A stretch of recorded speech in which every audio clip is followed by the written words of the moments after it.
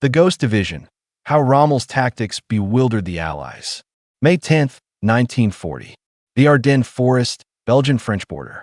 Lieutenant Colonel Henri Moreau stood in his command bunker, hands shaking as he read the reconnaissance report that made no tactical sense. German armor has been sighted moving through the Ardennes at impossible speeds. Multiple divisions. They are where they cannot be. The French High Command had declared the Ardennes impassable to tanks. The forest was too dense, the roads too narrow, the terrain too difficult. It was a natural barrier that required minimal defense. Yet at 5:30 a.m. that morning, forward observers had reported the sound of thousands of engines echoing through the trees. What happened next would redefine modern warfare and create a legend that would haunt Allied commanders for years. The 7th Panzer Division, commanded by Major General Erwin Rommel, was about to earn a nickname that would terrify enemies across 2 continents, the Ghost Division. Part 1. The Impossible Advance. The plan itself seemed suicidal to conventional military thinking. Moving 3 entire panzer divisions through the Ardennes meant navigating 75 miles of winding forest roads with armored columns stretching over 100 miles long. A single ambush, a single blown bridge, a single traffic jam could doom the entire operation.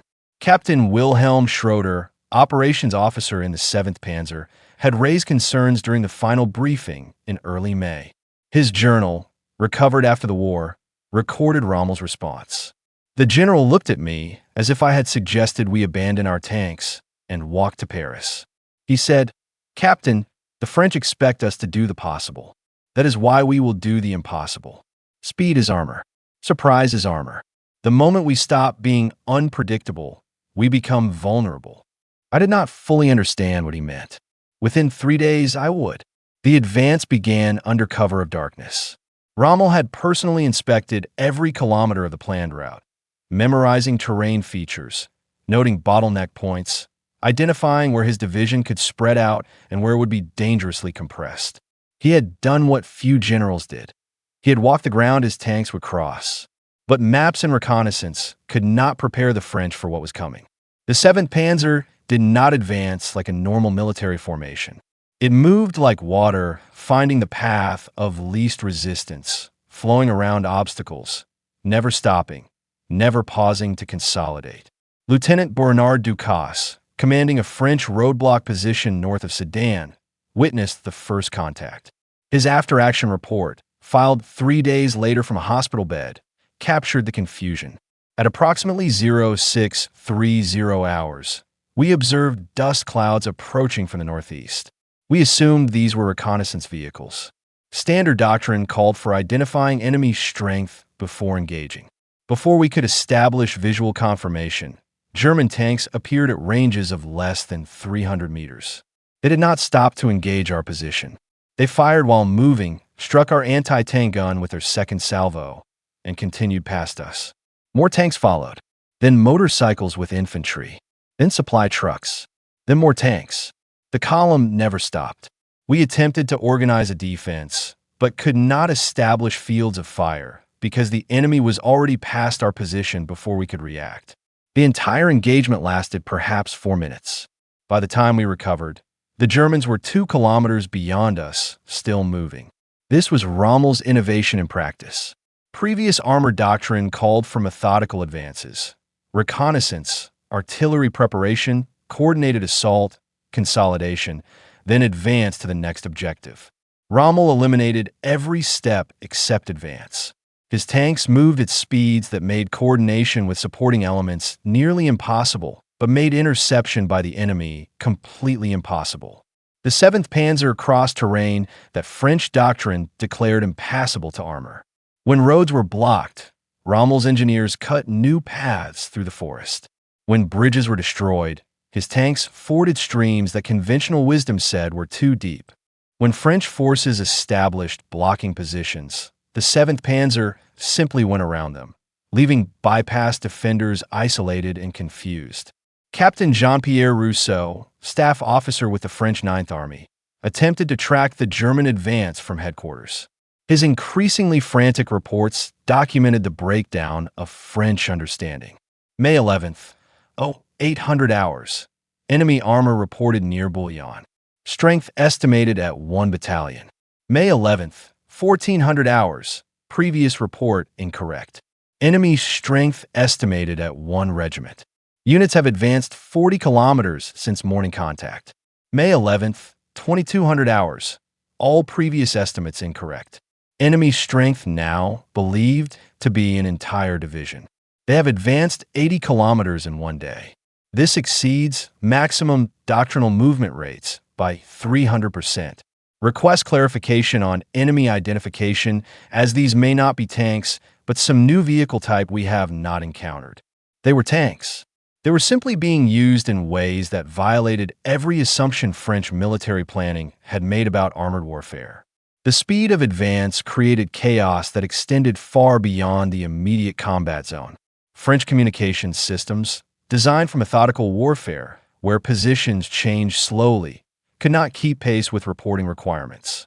By the time reports reached headquarters, were analyzed, and orders issued, the tactical situation had completely changed. French commanders found themselves issuing orders to units that were already overrun, sending reinforcements to positions the Germans had bypassed hours earlier, establishing defensive lines that the enemy had already penetrated. Rommel understood that in modern warfare, the enemy's decision-making cycle was as important a target as his military forces. Every hour French headquarters spent trying to understand where the 7th Panzer was and what it was doing was an hour they were not organizing effective resistance. Lieutenant Franz Weber, signals officer with the 7th Panzer, kept detailed logs of radio traffic. His records show that Rommel personally monitored tactical frequencies constantly, interrupting subordinate commanders mid-sentence to issue new orders based on information that was sometimes only minutes old. While French headquarters updated their maps twice daily, Rommel updated his understanding of the battlefield every few minutes. The result was a division that seemed to be everywhere simultaneously. French reports placed the 7th Panzer in locations 50 kilometers apart at the same time. Intelligence officers concluded they must be facing multiple German divisions. They were facing one division that moved so fast it created the impression of being several divisions. May 13th, 1940. The Meuse River at Sedan.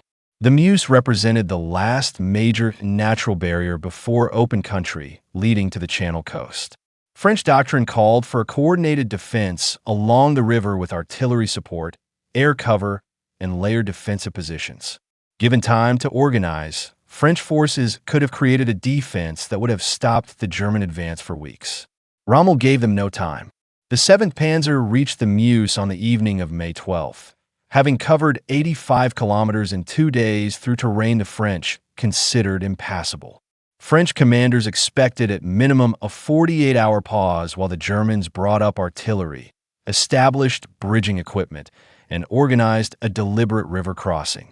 The assault began at dawn on May 13th, less than 12 hours after the lead German elements reached the river. Captain Henri Du Bois commanded a reinforced company defending a 2-kilometer section of riverfront. His position included concrete bunkers, barbed wire obstacles, pre-registered artillery targets, and good fields of fire across 200 meters of open river. By doctrine, his position could hold against regimental strength attacks for days. His position lasted 90 minutes. Du Bois's combat report, dictated to a nurse while being evacuated 3 days later, described an assault that violated every principle of military logic. The Germans did not probe for weak points. They did not conduct reconnaissance. They launched rubber boats into the river while under direct fire from our positions. We destroyed the first wave completely. None reached our shore. The second wave launched immediately. We destroyed most of those boats as well. The third wave launched while our machine guns were reloading. Some boats reached the far shore. Germans established firing positions and began suppressing our bunkers. More boats launched. We could not kill them faster than they were willing to die. Within 30 minutes, perhaps 200 Germans had crossed despite casualties. I estimated at 60%. They attacked our bunkers directly with flamethrowers and demolition charges. Our supporting artillery could not respond, because communications had been severed. Within 90 minutes, the position was overrun. I was wounded and evacuated by my own men before capture. The last I saw, German engineers were constructing pontoon bridges across the river under fire. The bridges were complete within 4 hours. Tanks were crossing by afternoon. The Meuse crossing should have been a disaster for German forces. They had launched a hasty assault against prepared positions with insufficient preparation, inadequate supporting fires, and no pause to organize. By conventional military analysis, the attack should have failed with catastrophic casualties. It succeeded because Rommel understood something about modern warfare that most commanders did not. Momentum was more valuable than preparation. Every hour spent organizing the perfect attack was an hour the enemy spent reinforcing. Better to attack immediately with 60% effectiveness than wait and attack later against defenses that had been reinforced to 200% strength. The French High Command could not process what was happening. Reports indicated the Germans had crossed the Meuse in force, but this seemed impossible given the timeline. When reconnaissance aircraft confirmed that German tanks were already west of the river by the afternoon of May 13th, French headquarters initially dismissed the reports as identification errors. They were not errors. Part 2, Breakthrough. May 14th to 20th, 1940. The race to the Channel. With the Meuse crossed, the 7th Panzer entered the one type of terrain where armor could truly exploit its advantages: open country. What followed was an advance that seemed to defy physical possibility. The division covered 50 kilometers on May 14th, 60 kilometers on May 15th, 70 kilometers on May 16th. These were not distances covered by reconnaissance elements or advance guards. These were distances covered by the entire division, including supply trains, maintenance companies, and supporting artillery. Conventional military wisdom held that armored divisions could advance 30 kilometers per day in optimal conditions with adequate supply lines and minimal resistance. The 7th Panzer was averaging twice that while fighting through French and British units, operating on supply lines that had been stretched to the breaking point, and with vehicles that should have required maintenance stops every 100 kilometers. Rommel's solution was simple. He never stopped. Major Otto Heidkamper, supply officer for the 7th Panzer, described the impossible logistics in his post-war memoirs. The general did not understand why we could not keep pace. When I explained that tanks require fuel, maintenance, and rest, he looked at me as if I had suggested the laws of physics did not apply to his division. He said, "Otto, while you are calculating what is possible, I'm already 50 kilometers ahead doing what you said was impossible. Figure out how to supply me there." So we did. We abandoned every conventional supply procedure. We carried fuel in every vehicle that could hold it. We performed maintenance while moving. We slept in shifts while the division continued advancing. Mechanics worked on vehicles during brief halts, often completing repairs in darkness without proper lighting. It was chaos by textbook standards. It worked because the alternative was falling behind, and falling behind Rommel meant disappointing him, which was somehow more terrifying than any French position we might encounter. The advance created a salient that stretched deeper into French territory each day. French forces attempted to cut off the narrow corridor the 7th Panzer was creating, launching counterattacks against its flanks. These attacks consistently arrived hours or even days too late because French intelligence could not track Rommel's position accurately enough to target him. British commanders, observing German progress from their positions in Belgium, initially assumed the reports were exaggerated. When Royal Air Force reconnaissance confirmed that German armor had reached Cambrai on May 18th, 160 kilometers beyond the Meuse crossing completed just 5 days earlier, British headquarters concluded they must be facing the entire German armored force. They were facing one division. Captain David Morrison, intelligence officer with the British Expeditionary Force, attempted to track German movements. We received reports throughout May 16th and 17th of German armor in locations that formed a pattern we could not explain. If these reports were accurate, German tanks were simultaneously in Mont Cornet, Laon, and approaching Cambrai. The distances involved made this impossible unless the Germans possessed 3 times the armor strength our intelligence estimated. The alternative explanation, that a single division was moving fast enough to appear in multiple locations, seemed equally impossible. We settled on the impossible explanation that later proved correct. The impossible was becoming routine for the 7th Panzer. Rommel commanded from the front, often in the lead elements of his own advance. This was not standard practice for division commanders, who typically remained at headquarters where they could coordinate operations across the entire unit. Rommel understood that in mobile warfare, coordination mattered less than exploitation. His division would exploit opportunities faster than he could issue orders from a headquarters 50 kilometers behind the fighting. Lieutenant Hans Schmidt, tank commander in the 25th Panzer Regiment, recorded one encounter with Rommel that illustrated his command style. May 17th, approximately 1,500 hours. Our company was approaching a crossroads when we encountered the general's command vehicle. He was standing in the road, studying a map. He flagged us down and climbed onto my tank. "Schmidt," he said, "I need you to take this road," pointing to a route that led northwest, "and keep moving until you reach a town called Landrecies. Hold it until the rest of the regiment arrives." Any questions? I had dozens of questions. How far was it? What resistance might we encounter? What if we ran out of fuel? What were our orders if we were cut off? I asked none of them because the general was already climbing down, and I understood that in the 7th Panzer, questions were less important than action. We reached Landrecies at 1830 hours, encountered no resistance, and held it until the regiment arrived at 2,200 hours. Distance covered: 35 kilometers in 3 hours while navigating unfamiliar roads. This was considered routine in our division. The French attempted to organize defensive lines, but defensive lines required time to establish, and the 7th Panzer never gave them time.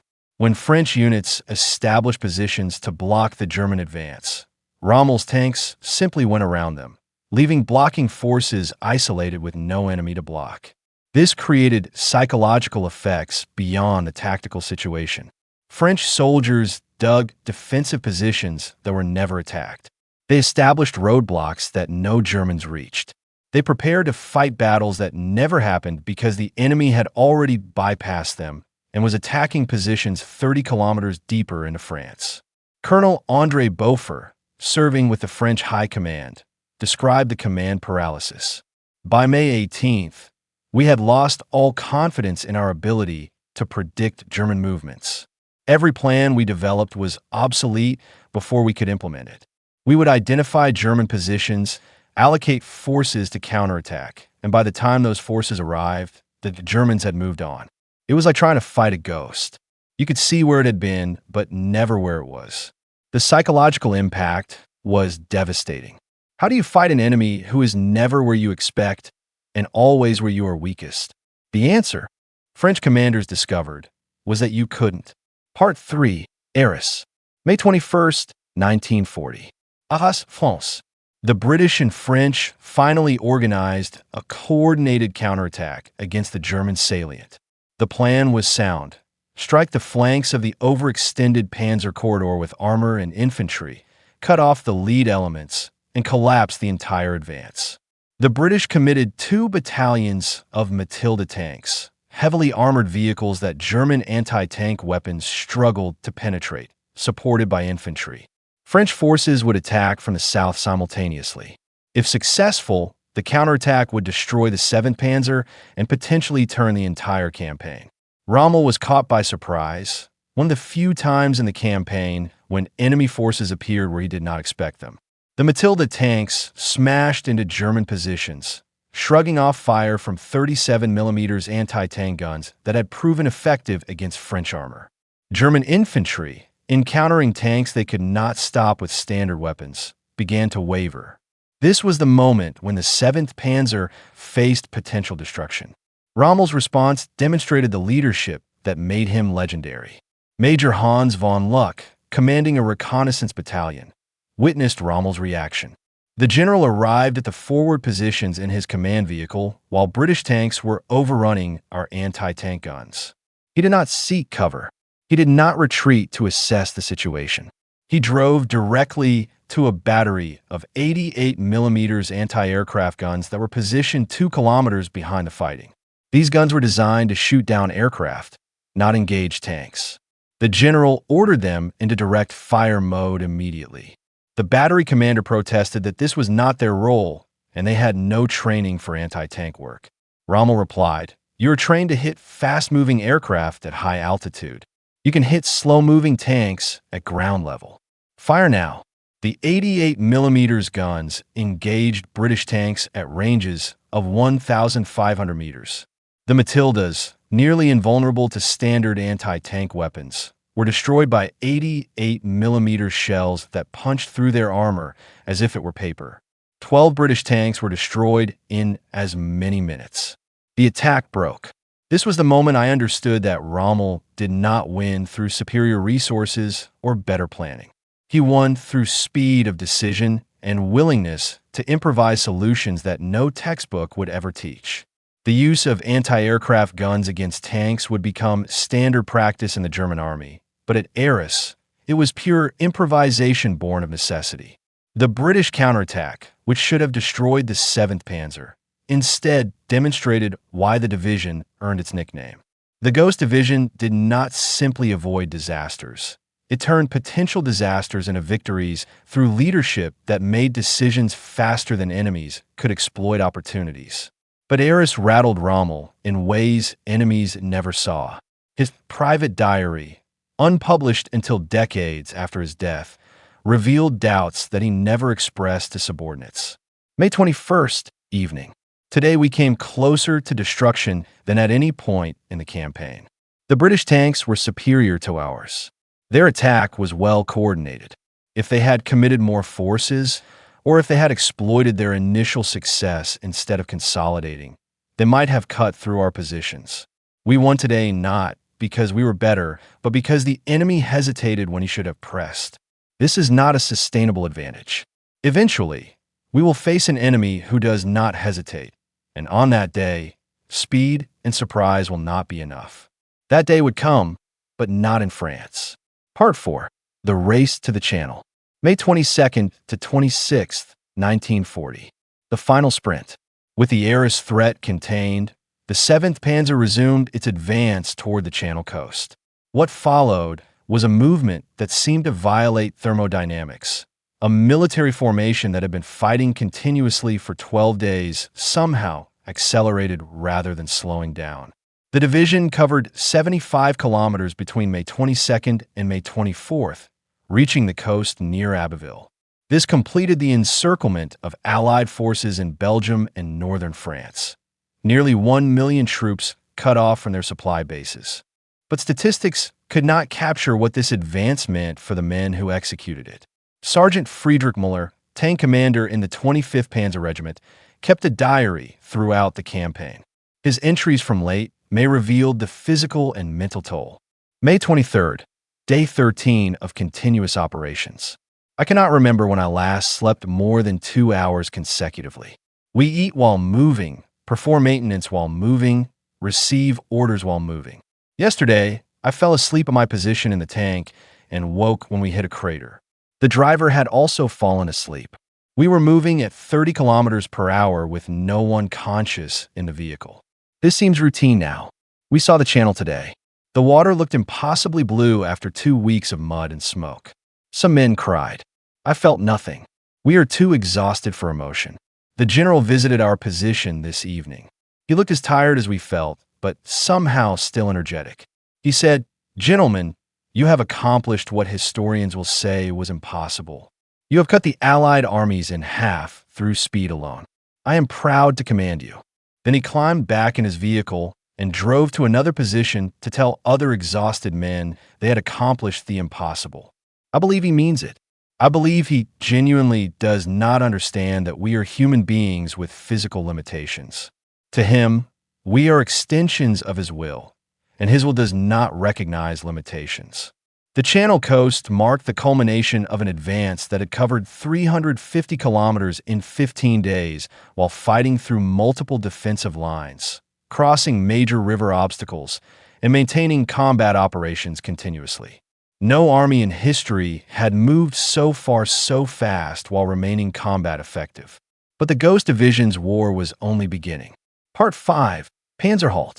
May 24th, 1940. Dunkirk. The 7th Panzer was positioned to complete the destruction of Allied forces trapped against the Channel. German armor was 15 kilometers from Dunkirk, the last port available for evacuation.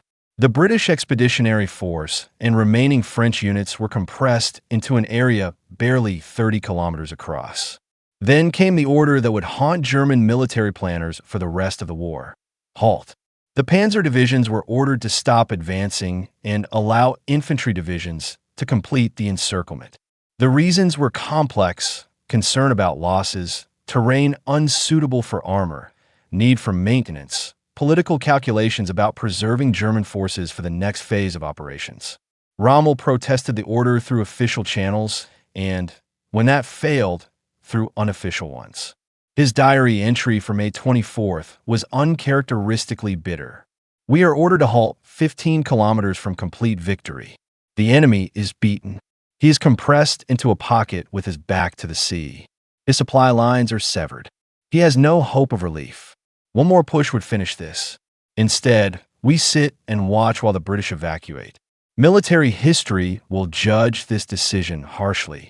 We have proven that speed and aggression can accomplish what careful preparation never could. Now we learn that even perfect execution can be negated by higher-level decisions that prioritize caution over victory. This is a bitter lesson. The halt order allowed the British to evacuate 338,000 troops from Dunkirk between May 26th and June 4th. These soldiers would form the core of British forces that would fight in North Africa, Italy, and eventually invade France again in 1944. But even bitter lessons contained insights about future operations. Part 6. The Myth and the Reality. June 1940. France-Surendée. The campaign was over. France had fallen in 6 weeks. A nation that had held out for 4 years in World War I had collapsed in a month and a half of fighting. The Ghost Division had been the tip of the spear that made it possible. But victory had come at cost that official reports minimized. The 7th Panzer had lost 42% of its armored vehicles during the campaign, not to enemy action, but to mechanical failure, accidents, and simple exhaustion of equipment pushed beyond design specifications. Maintenance crews had performed miracles keeping tanks running, but miracles were not sustainable. Personnel casualties had been relatively light by Great War standards. Less than 2,000 killed or wounded from a division of 15,000 men. But psychological casualties were harder to quantify. How many men could sustain 24-hour operations for weeks before combat effectiveness declined? Major Heidkamper addressed this in his memoirs. After France fell, the division required 3 months of refitting before we could be considered combat-ready again. Vehicles were worn out. Equipment was damaged or lost. Men were exhausted in ways that sleep alone could not cure. The myth of the Ghost Division was that we were invincible. The reality was that we had executed operations that were barely possible and could not be sustained indefinitely. Rommel understood this better than anyone. He pushed us to the edge of what was humanly possible, but he never pushed us over that edge. Other commanders tried to copy his methods and destroyed their units through overextension. Rommel's genius was knowing exactly how far he could push before breaking us. That genius would be tested in an entirely different theater. Part 7. Desert Ghost. February 1941. North Africa. Rommel arrived in Libya to command German forces supporting Italy's collapsing campaign against the British. He was ordered to establish a defensive position and prevent further British advances. Instead, he attacked. The campaigns in North Africa would make Rommel internationally famous and prove that his tactics in France were not merely opportunistic exploitation of French weakness, but a genuinely revolutionary approach to warfare. Captain John Campbell, British tank officer who fought against Rommel's Afrika Korps from 1941 to 1942, described the experience. Fighting the Germans in North Africa was like fighting a different species of military force. They moved at night, when movement was supposed to be impossible. They attacked when they should have defended. They appeared in locations our intelligence swore they could not reach. We would prepare defensive positions based on sound tactical analysis, and Rommel would simply go around them. We would concentrate forces to meet his anticipated attack, and he would attack somewhere else. It was maddening. After France fell, we had studied German tactics extensively. We understood blitzkrieg theory. We knew about combined arms coordination and rapid exploitation. None of that prepared us for Rommel, because Rommel did not fight by theory. He fought by instinct, and his instinct was always to do whatever we least expected. The desert campaigns demonstrated that Rommel's methods worked in any terrain against any enemy. In France, he had faced an army doctrinally and psychologically unprepared for mobile warfare. In North Africa, he faced the British, who had spent months studying German tactics and preparing counters. He beat them anyway. Lieutenant David Stirling, founder of the SAS and one of Britain's most innovative military minds, analyzed Rommel's methods. The key to Rommel was not what he did, but the speed at which he did it. British commanders made decisions through committee, intelligence assessment, staff analysis, conference, decision orders. This took hours or days. Rommel observed, decided, and acted in minutes. By the time British headquarters understood what he was doing, he had already done it and moved on to the next action. You cannot counter an enemy who operates inside your decision cycle. You can only react to where he was, not where he is. This gave him an advantage that was almost impossible to overcome regardless of force ratios or material superiority. The desert campaigns saw Rommel execute the same impossibilities that had shocked France. In March 1941, Rommel attacked with forces his own high command considered too weak to advance. He crossed terrain British intelligence declared impassable to armor. He captured Benghazi through a flanking movement that covered 150 kilometers in 48 hours. British forces fell back to Tobruk, expecting weeks before Rommel could organize an assault. He attacked within days. The siege of Tobruk lasted from April to December 1941. During that period, Rommel conducted operations across 500 kilometers of desert while simultaneously maintaining pressure on a fortified position that tied down significant forces. Colonel Friedrich von Mellenthin, intelligence officer on Rommel's staff, described the command style. The field marshal did not command like other generals. He commanded like a tank platoon leader who happened to have an army under him. He would appear at the front with no warning, observe the situation personally, issue orders on the spot, and disappear before subordinates could even acknowledge. Division commanders would receive radio messages. Rommel here. I am at your left flank. Attack immediately toward point 175. No questions. Then silence. You attacked because Rommel said to attack, and you did not question because by the time you could ask for clarification, the tactical situation had changed. This command method created a force that mirrored Rommel's own temperament. Aggressive, unpredictable, and capable of extraordinary feats when led personally but prone to confusion when he was absent. The British learned to track Rommel's personal location because his presence at any point on the line meant an attack was imminent at that location. Part 8. The Limits of Genius. El Alamein. Rommel's advance into Egypt stalled at El Alamein, 100 kilometers from Cairo. Here, for the first time, he faced an enemy who refused to be intimidated by his reputation and possessed material superiority too overwhelming to overcome through maneuver. British General Bernard Montgomery represented everything Rommel was not: cautious, methodical, obsessed with material preparation and numerical superiority. Montgomery would not attack until he possessed such overwhelming advantage that victory was mathematically assured. At El Alamein, Montgomery had that advantage. The Second Battle of El Alamein in October-November 1942 demonstrated the limits of Rommel's methods. Superior mobility and aggressive maneuver meant nothing against an enemy who possessed air supremacy, artillery superiority by factors of 5 to 1, and armor advantage of similar magnitude. Captain Hans Joachim Schriepler operations officer with the Africa Corps, witnessed the turning point. We had always relied on movement to overcome material deficiencies. At El Alamein, we could not move. British artillery could reach any position we occupied. British aircraft dominated the sky. British minefields channeled our movements into killing zones. The field marshal attempted his usual tactics: rapid concentration, surprise flank attacks, aggressive exploitation. Nothing worked. The British had learned from their defeats. They had built a defense we could not maneuver around and could not break through. For the first time, I saw the field marshal frustrated not by enemy incompetence or our own limitations, but by simple mathematics. We had 500 tanks. They had 1,000. We had 500 artillery pieces. They had 2,500. No amount of tactical genius could overcome those ratios.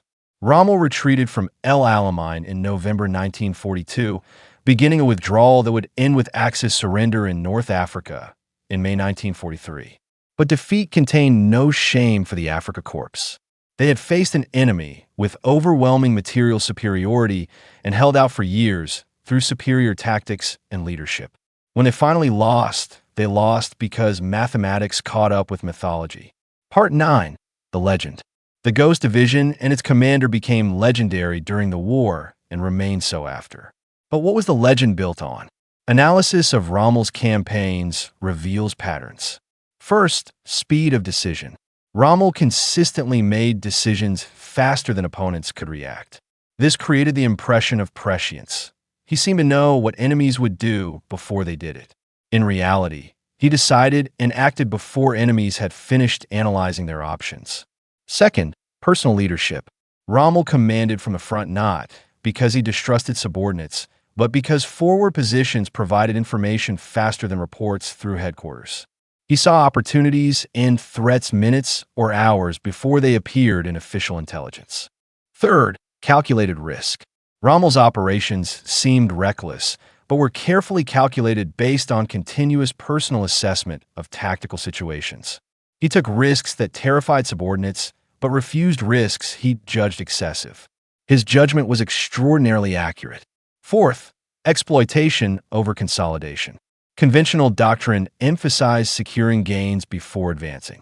Rommel understood that in mobile warfare, momentum was more valuable than secure flanks. He advanced while enemies were disorganized rather than waiting until his own organization was perfect. Fifth, mission-type tactics. Rommel gave subordinates objectives and timelines, but rarely specified methods. This created a force that could exploit opportunities without waiting for orders, essential for the high-speed operations he favored. These principles worked brilliantly in 1940 France and 1941 to 1942 North Africa. They failed when faced with enemies who possessed overwhelming material superiority and refused to fight on his terms. Part 10. The Human Cost. After the war, veterans of the 7th Panzer and Africa Corps reflected on what they had experienced. Their accounts revealed that serving under Rommel was simultaneously the most demanding and most rewarding experience of their military careers. Major Otto Heidkamper summarized the paradox. The field marshal demanded the impossible, and we delivered it because we trusted his judgment completely. He never ordered us to do something he had not already proven was possible. He never asked us to take risks he would not take himself. He never abandoned us when operations went wrong. But the cost of serving under such leadership was complete exhaustion. We performed feats that historians would later say were impossible, but we paid for those feats with our health, our equipment, and sometimes our lives. Would I do it again? Absolutely, because we were part of something extraordinary. We proved that leadership and tactics could overcome material deficiencies. We demonstrated that mobility and aggression could defeat prepared defenses. We showed that the human element in warfare still mattered in an age of industrial production. Those lessons came at high cost, but they were lessons worth learning. The Ghost Division's campaigns established principles that remain relevant. In mobile warfare, speed of decision matters more than perfection of planning. In mobile warfare, exploitation must be immediate because opportunities vanish rapidly. In mobile warfare, Junior leaders must have authority to act independently because opportunities appear faster than higher headquarters can respond. In mobile warfare, logistics must be flexible because fixed supply lines cannot keep pace with rapid advances. In mobile warfare, personal leadership matters because subordinates need to see commanders sharing risks. These principles were not unique to Rommel, but he exemplified them more completely than any other commander of World War II. Part 11. The Reckoning. November 1943. France. Rommel was recalled from North Africa and eventually assigned to prepare defenses against the anticipated Allied invasion of France. The roles were reversed. Now he was the defender against an enemy who possessed overwhelming material superiority and would advance regardless of casualties. His assessment of the situation revealed how thoroughly he understood modern warfare. The Allies will land with complete air superiority, naval gunfire support, and material advantages we cannot match. Our only hope is to defeat them on the beaches during the first 24 hours, before they can establish supply bases.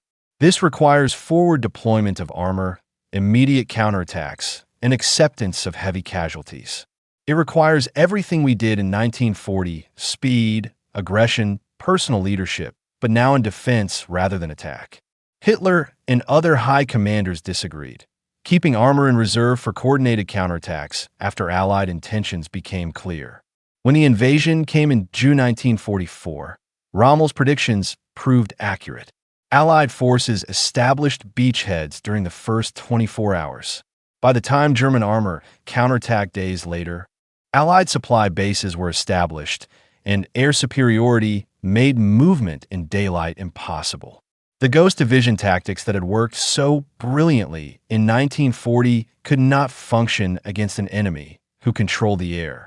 Part 12. The End. Rommel was wounded in an air attack in July 1944.